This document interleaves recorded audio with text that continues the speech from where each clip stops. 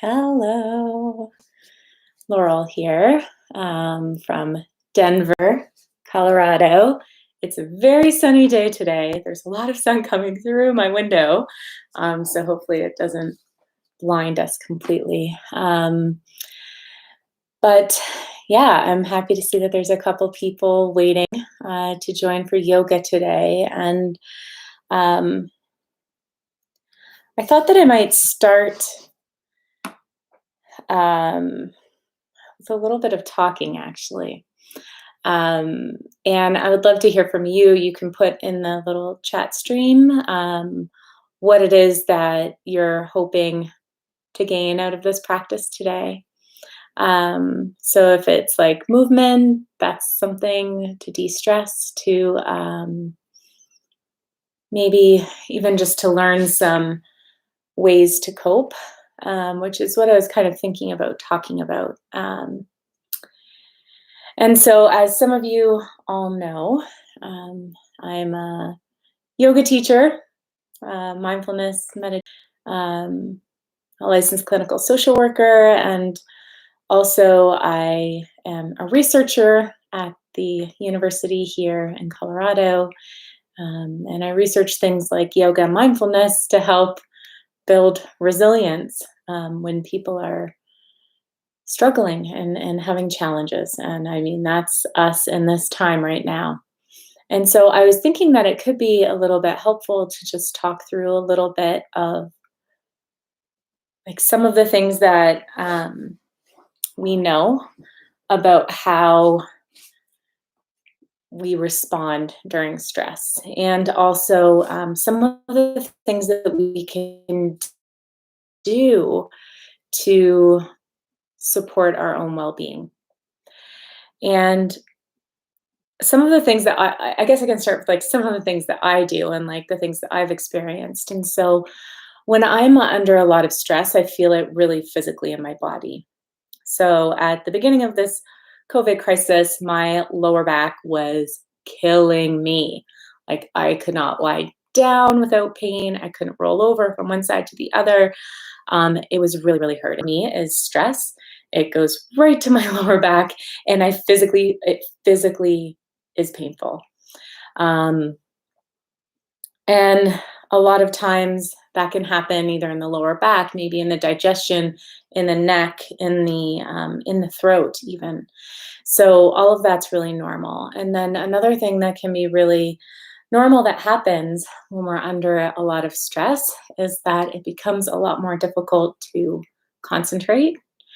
Um, we might notice that we need a little bit more restful time, and that can be really challenging for people, especially if they are like if they don't have the space to rest, or maybe there's a lot of anxiety, so it feels like we can't rest. Um, but a lot of like restful time. And the time that we spend resting, right? This can be done through a couple of different ways. Like, of course, sleeping is so important, but also, some people like to Netflix and chill, and I love watching television too. But then there's ways that we can rest and also nourish ourselves. And so the question is like, what can we do and what can we infuse throughout our day to allow us to feel supported and nourished and balanced? And now more than ever, this is so important. And like I'm reading from um, in the chat, it feels like we're holding our breath today.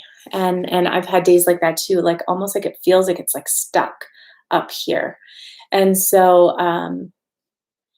a lot of this sometimes is this energetic manifestation that physically happens in the body, and it's sort of the body's way of saying like, hey, something is not right here, like we need to listen to that. And sometimes that feeling of not being able to breathe, right, like that that is often connected with anxiety, feelings of anxiety, feelings of stress.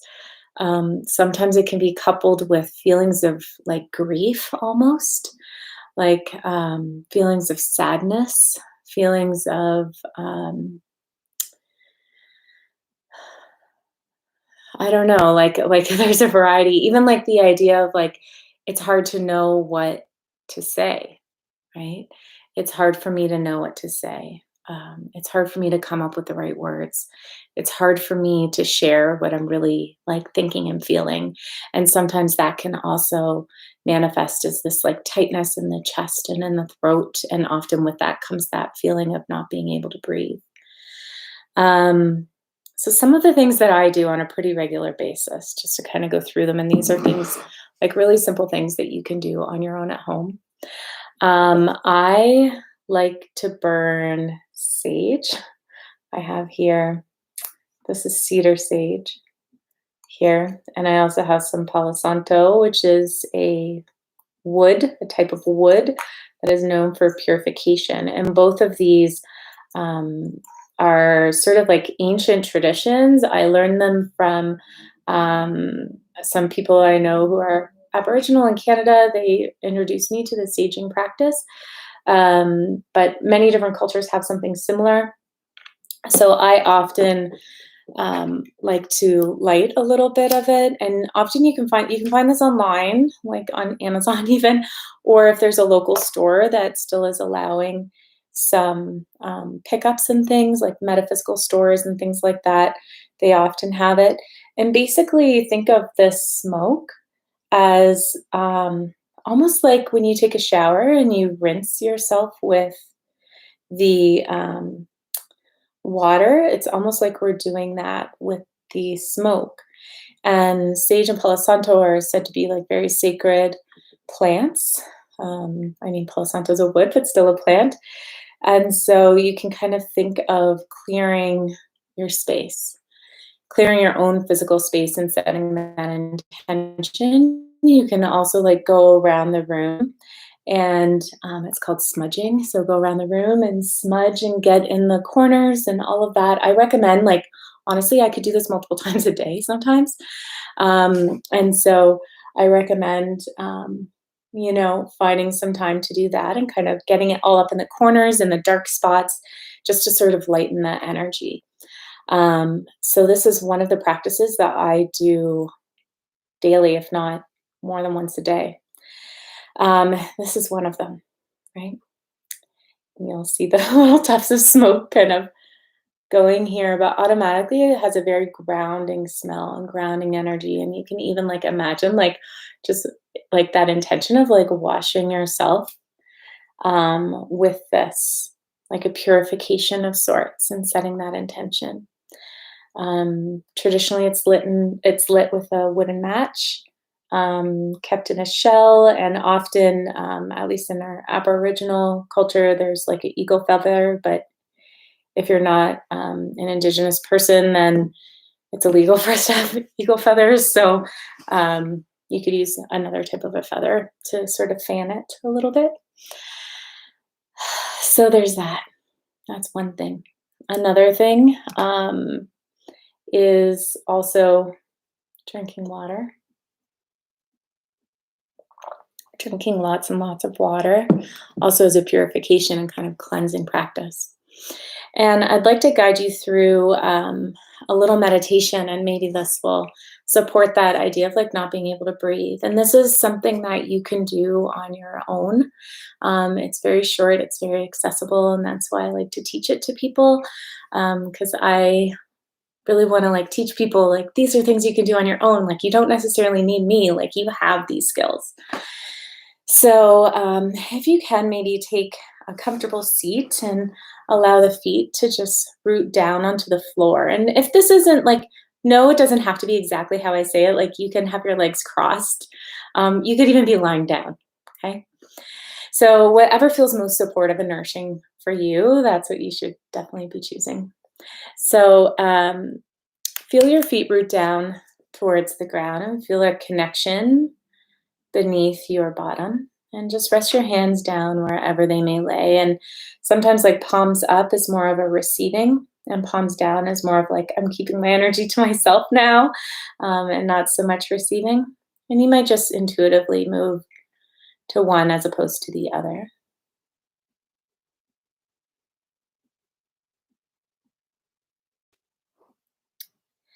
And now it might feel comfortable to close the eyes, especially if you're, at home and you're feeling rather safe. But for some people, that's really challenging. And so you can just kind of gaze down at the ground, just a nice soft gaze.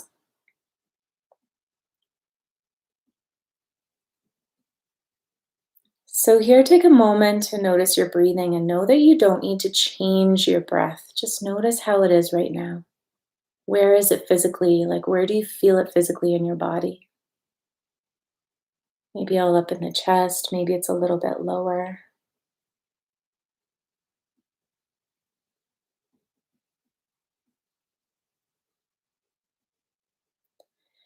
And then scan through your body. Here, just noticing how your body is physically today. Tired, energized, buzzing.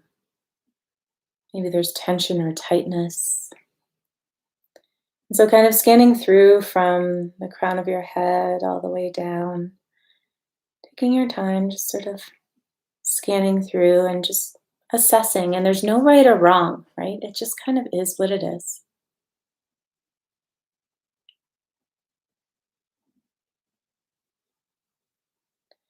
Notice here how you are in your emotional body, right? So, how are you feeling?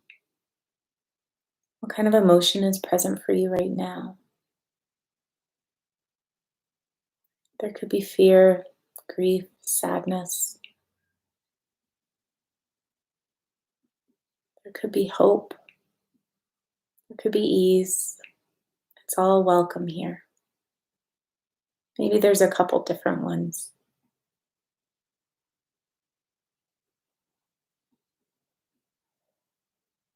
And then notice your thoughts, just the thoughts as they move through your mind. Are they creating stories? Are they rehashing the past? Are they moving ahead to the future? Analyzing, planning,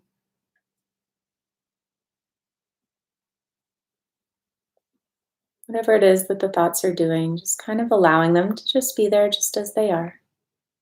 Just sort of taking note, noticing. Now gather all your awareness and bring it right to your breath. And notice your breath right in your abdomen, like your lower belly. And it might help to even place your hands down there just to kind of feel that.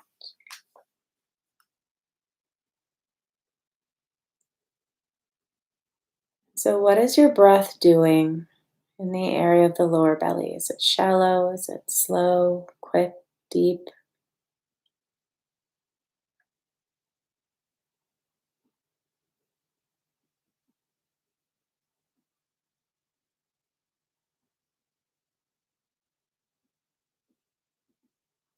And then expanding your awareness back out again. Right? Holding the breath here in your awareness and also noticing your physical body. Any emotion or thoughts, just kind of all of it as a whole. Just sort of holding it here in this expansive way, like there's room for it all.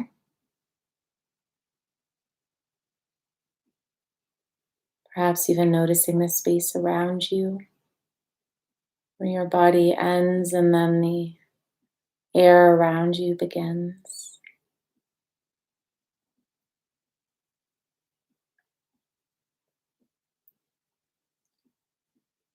Maybe even noticing how your breath begins to flow through a little bit more of the body. So maybe it's, the breath, you feel it in the belly and the chest. Maybe it's restricted. It's okay. Send that area a little bit of love and care.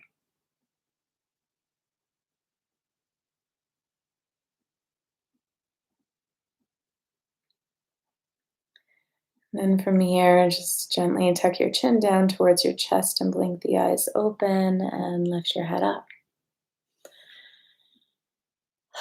So I know for me, after I do a little practice like that, I like to kind of check in and think like, what was present for me, right? I felt a little bit of tension in my shoulders and my jaw. I really felt the feeling of my feet on the ground, like really rooted there. feeling that connection. I felt a little bit of tingling in my hands. Um, while I was sort of leading it, so my thoughts were about what I was leading. Um, and as soon as I decided to like bring my focus to the low belly, I like where the breath is, my breath sort of moved there as well. So where it started off being more in my chest, all of a sudden, then it kind of came down right to the abdomen. And I felt my nervous system sort of calming a little and coming down a little. And then when things became really like expansive, it was almost like I could feel the breath kind of really expanding, like even like outside of myself almost. So those were some of the things that I personally noticed. And every moment that's different, right? That's called a 3-minute breathing space. It's part of the mindfulness based cognitive therapy practices that were co developed by a few people, but by Zindel Siegel was the person that taught me this. And what's so great is that it's something that you can do on your own. So this is 3 minutes, right? Although mine might have been a little longer, but 3 minutes. So the first minute, you can almost think of it as being like an hourglass. The first minute is starting out really big.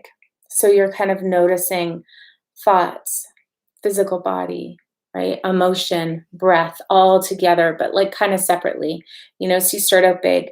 And then like the hourglass kind of comes in, you hone all your attention right down to your abdomen and your breath there.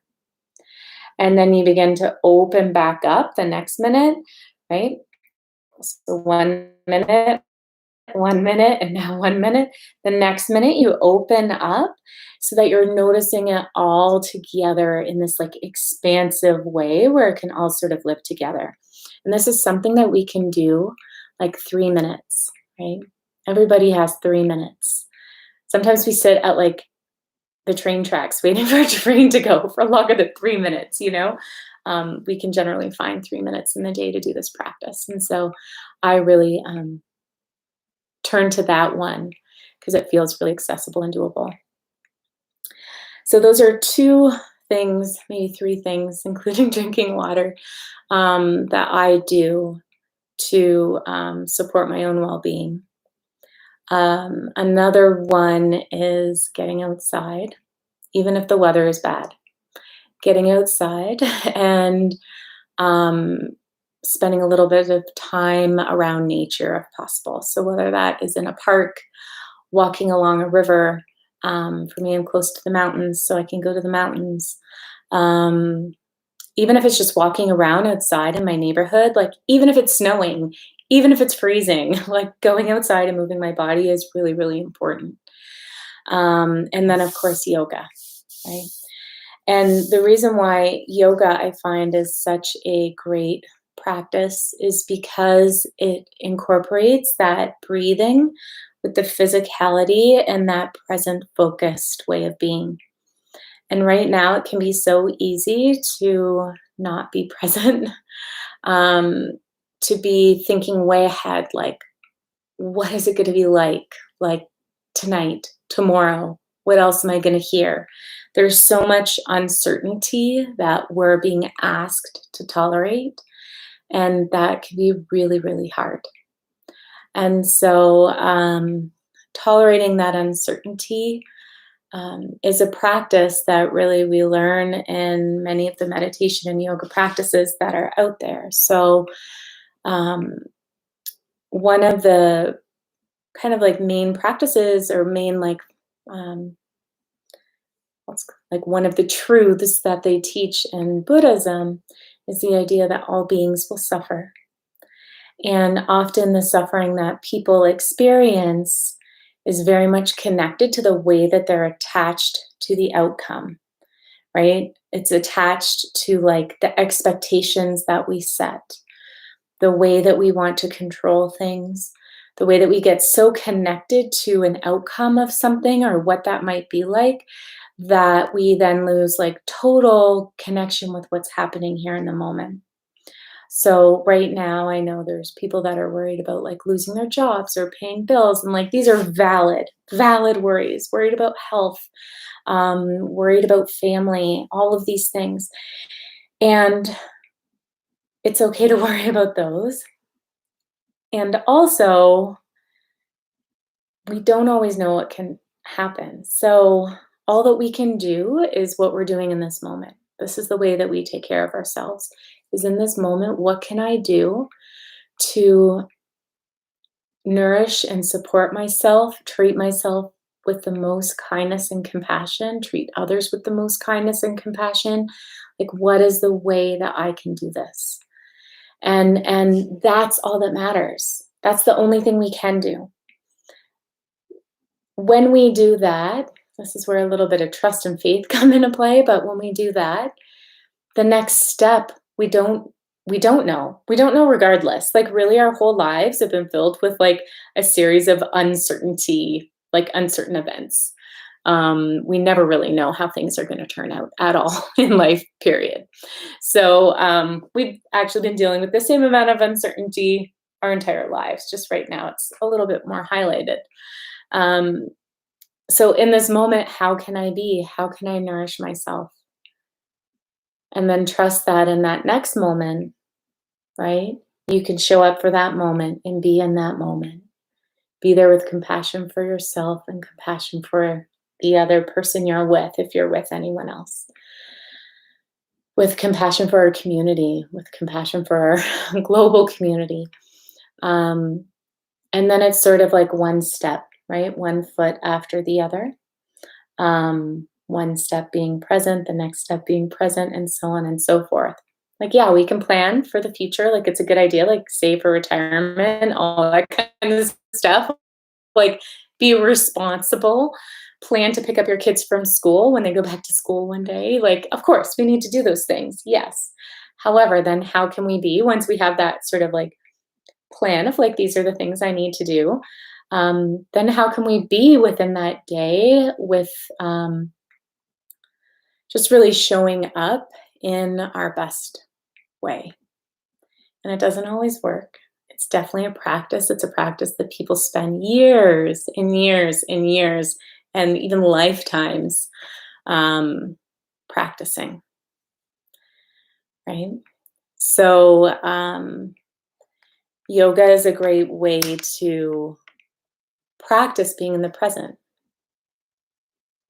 So, I'm going to share one little yoga kind of thing that I do for myself when, like, let's say I'm having a hard time sleeping. The other night I had a hard time falling asleep for some reason. And what I'll typically do if I'm lying in bed for like more than half an hour after trying to fall asleep, or 45 minutes even, I get out of bed.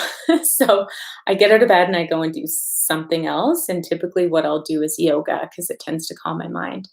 And what I do is called sun salutations. And it's sort of like a really traditional, sort of foundational way to practice, or like that's kind of at the beginning of a whole bunch of like traditional yoga practices. So I thought that I might lead you through a few sun salutations because this is something that you can do on your own in like a few minutes that can maybe start to like regulate your body. Like, and if you are working out in healthcare, like you could do this in a bit. I've done this in my office before. I've done this in like a hallway before. I've done this. You could do this outside. You could do it basically anywhere. So let's give it a go. So I'm going to come over to my mat, and don't need my little cushion today. But you're just going to start standing at the top of your mat. Sorry if my head's a little cut off. So starting at the top of your mat, feet together, and feel your arms extend down alongside the body. Inhale, reach the arms up to the sky, gaze upward.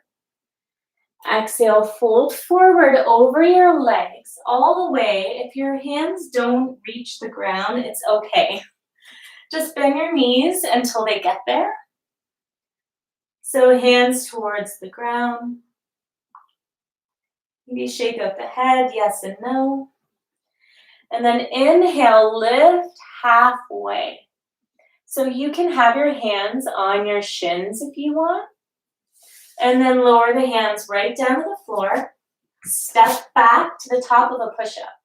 Now, you can do hands on the ground and knees on the ground, especially if your core is not very strong. But if you are choosing this option, keep your body nice and straight. So if the knees are on the ground, you're going to lower down, elbows stay in, lower, lower, lower. Good. Point the toes, inhale, lift the chest up.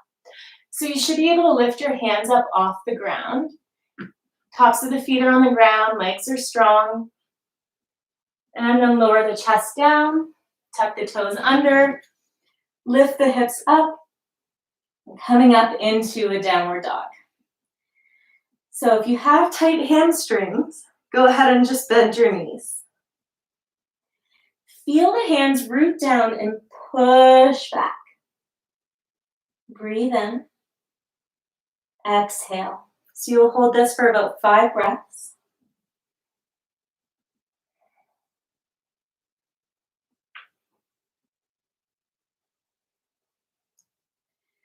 And then lift right up onto your tiptoes. Walk the hands and feet together however they get there. Inhale, lift up halfway. Exhale, fold forward. Inhale, come up to stand, arms up. And exhale, hands to your heart. There. So that is one sun salutation. And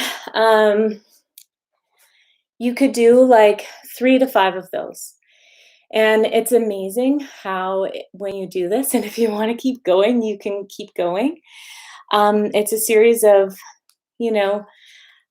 just a few postures.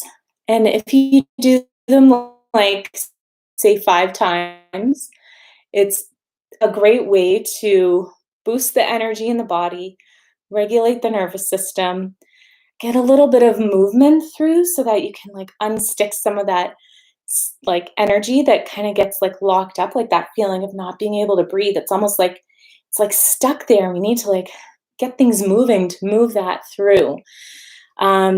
So it can help with that. And it's just something super simple, right? Super simple that we can do. And it's okay if you can't touch your toes. Like I've been practicing yoga for 20 years. And before that, I was a figure skater. Like I spent a lot of time trying to touch my toes. So it comes a lot easier with practice. So it's okay. You just do what you can. You go through the movements. You breathe with every single movement. So you like inhale and then reach the arms up.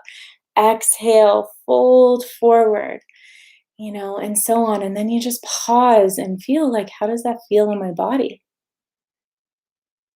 Right?